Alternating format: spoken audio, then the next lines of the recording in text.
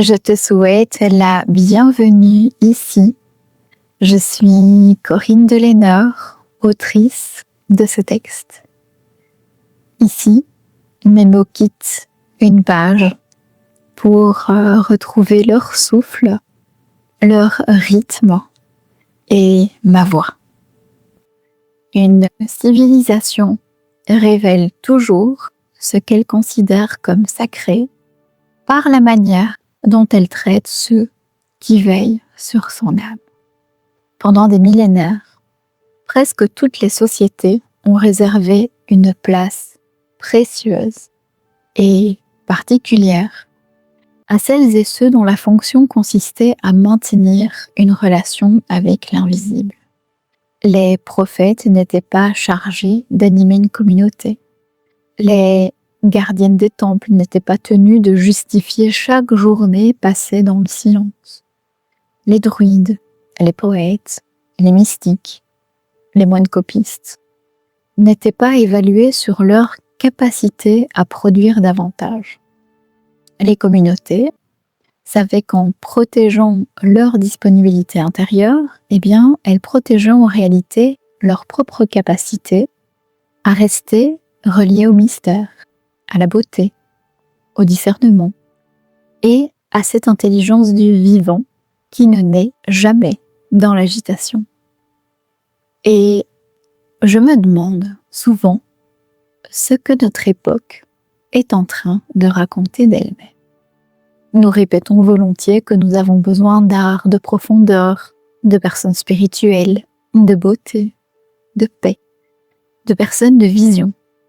Nous affirmons vouloir des œuvres qui transforment, des paroles qui réveillent, des livres qui déplacent notre regard, des femmes et des hommes capables d'ouvrir des chemins nouveaux. Pourtant, le monde que nous avons construit demande précisément à ces êtres de vivre selon des rythmes qui rendent leur fonction de plus en plus difficile à habiter. Il ne leur est plus demandé de créer, il leur est également demandé d'être constamment présent. Le geste créateur ne suffit plus. Il faut en plus publier, expliquer, répondre, rassurer, gérer une communauté, comprendre les algorithmes, construire une stratégie, produire toujours davantage, maintenir une visibilité permanente, tout en continuant à offrir une parole profonde, une œuvre habitée ou une présence capable de nourrir les autres. Cette exigence-là, elle me semble profondément révélatrice. Nous avons commencé à traiter les gardiens du sens comme s'ils appartenaient à l'économie de la production. Or, une vision ne se produit pas.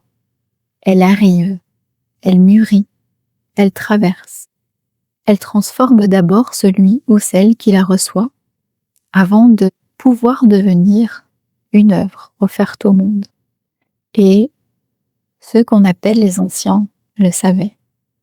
Vous savez, les cathédrales n'ont jamais été imaginées entre deux réunions. Les grands textes spirituels ne sont pas apparus sous la pression d'un calendrier éditorial. Les chants sacrés demandaient des années de construction, puis de transmission. Et les icônes étaient peintes dans le jeûne, la prière, le silence. Les mystiques disparaissaient parfois de longs mois avant de revenir avec quelques pages capables de traverser et de transformer les siècles. Les peuples premiers reconnaissaient que certaines femmes devaient être protégées du tumulte afin de continuer à entendre ce qui échappe au bruit ordinaire du monde. Et aucune de ces traditions ne considérait le silence comme une perte de temps. Le silence faisait partie du processus. Il nourrissait la parole avant même que celle-ci n'existe. Et aujourd'hui, j'ai l'impression que nous avons presque entièrement perdu cette compréhension-là.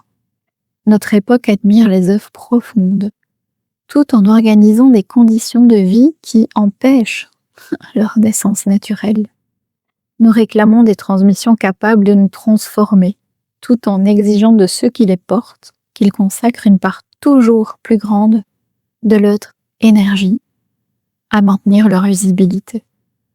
Nous espérons rencontrer des artistes habités, des mystiques incarnés, des penseurs libres ou des guérisseurs profondément reliés à l'invisible, alors que nous les invitons chaque jour à détourner leur attention vers une multitude de tâches qui n'ont presque jamais rien à voir avec la nature même de leur appel.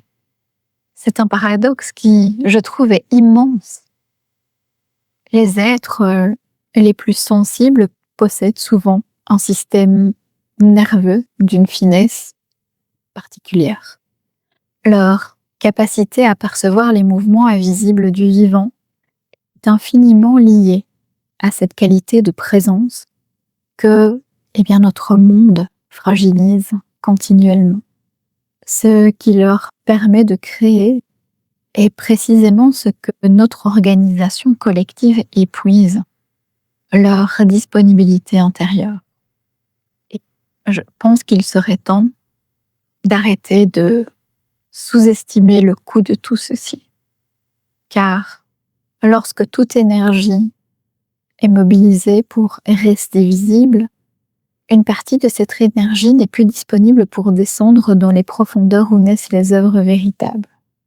Lorsqu'une mystique passe davantage de temps à gérer son image, ses réseaux, qu'à contempler, lorsque la gardienne d'un temple consacre ses journées à l'administration plutôt qu'à la garde du feu, lorsque le philosophe devient gestionnaire de sa propre diffusion, ce n'est pas seulement un être humain qui se fatigue. C'est une fonction ancienne qui s'affaiblit. Or, les fonctions disparaissent rarement d'un seul coup, mais elles s'épuisent lentement. Le regard perd un peu de sa profondeur, la parole devient plus fréquente et l'œuvre continue d'exister. Sa densité, elle, commence à se retirer presque imperceptiblement, comme une source qui baisse, sans que personne ne remarque immédiatement que son débit diminue.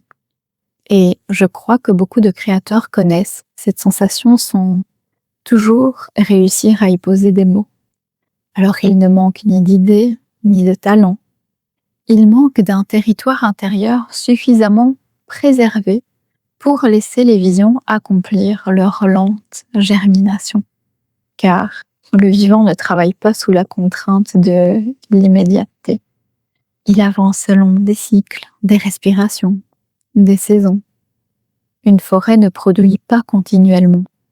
Elle alterne croissance, maturation, repos, décomposition et renaissance. Les océans connaissent les marées, petites et grandes. Les arbres abandonnent leur feuillage lorsque le cycle l'exige. La terre, elle-même, protège longtemps une graine avant d'autoriser sa percée. Et nous sommes probablement la première civilisation qui exige de ceux dont la vocation consiste à écouter le vivant, qu'ils vivent à contre-rythme de ce vivant. Et cette pensée ne concerne pas uniquement les artistes, elle interroge la manière dont une société prend soin de ce qui nourrit son âme. Chaque époque produit des ingénieurs, des commerçants, des administrateurs, des bâtisseurs, des visionnaires, des gardiens. Toutes ces fonctions sont nécessaires. Pourtant, lorsqu'une civilisation cesse de protéger celles et ceux qui maintiennent un lien avec l'invisible, avec la beauté, la contemplation, avec les grandes questions de l'existence, elle continue à fonctionner en apparence. Mais un jour, elle découvre qu'elle possède encore des infrastructures, des technologies, des performances, des systèmes parfaitement efficaces, mais qu'elle ne sait plus très bien pourquoi elle les construit. Et c'est peut-être finalement là que réside le véritable enjeu de notre époque. Une œuvre authentique ne nourrit jamais uniquement celui qui la crée. Elle élargit silencieusement la conscience d'une époque entière. Encore, faut-il que cette époque se souvienne que certaines fonctions ne peuvent offrir leur pleine fécondité qu'à la condition d'être protégées de tout ce qui les détourne continuellement de leur source. C'est peut-être ainsi qu'une civilisation veille réellement sur son avenir, en prenant soin de celles et ceux dont le travail le plus précieux commence là où toute agitation s'interrompt, dans ce silence où le vivant cherche encore des mots capables de lui donner une forme. Je ne suis pas certaine que la véritable question soit de savoir comment les artistes, les mystiques ou les gardiens du vivant peuvent encore s'adapter au monde que nous avons construit. Je me demande plutôt quel monde nous sommes en train de construire lorsque ceux qui entretiennent notre relation au mystère, à l'invisible, n'ont plus de temps de rester auprès de leur source. Une civilisation peut-elle continuer à élargir sa conscience si elle est plus précisément celles et ceux qui lui permettent d'entrevoir un horizon plus vaste? Eh bien, peut-être est-ce l'une des grandes questions de notre époque, pas uniquement pour les artistes, mais pour nous tous, à méditer.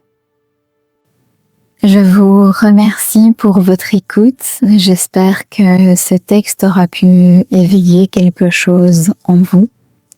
Vous pouvez bien évidemment retrouver l'intégralité de mes textes sur ma page Facebook au format texte, mais certains d'entre eux également au sein de quelques-uns de mes livres, et poursuivre ainsi la traversée grâce aux liens placés dans la description. Je tiens à préciser que ce texte et cet enregistrement sont protégés par le droit d'auteur. Merci de respecter leur source, leur intégrité et la voix qui les porte. À tout bientôt pour une nouvelle lecture.